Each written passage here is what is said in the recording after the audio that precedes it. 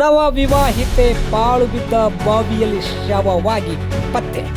ಚಿತ್ರದುರ್ಗ ಜಿಲ್ಲೆಯ ಚಳ್ಳಕೆರೆ ತಾಲೂಕಿನ ಮಹಾದೇವಪುರ ಗ್ರಾಮದಲ್ಲಿ ನವ ವಿವಾಹಿತೆಯೊಬ್ಬರು ಪಾಳು ಬಿದ್ದ ಬಾವಿಯಲ್ಲಿ ಅನುಮಾನಾಸ್ಪದವಾಗಿ ಶವವಾಗಿ ಪತ್ತೆಯಾಗಿದ್ದಾರೆ.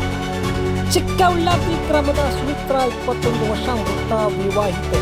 ಕಳೆದ ಶುಕ್ರವಾರ ಗಜೇಂದ್ರ ಎಂಬಾತನೊಂದಿಗೆ ಸುಮಿತ್ರಾ ಪ್ರೇಮ ವಿವಾಹ ಆಗಿದೆ.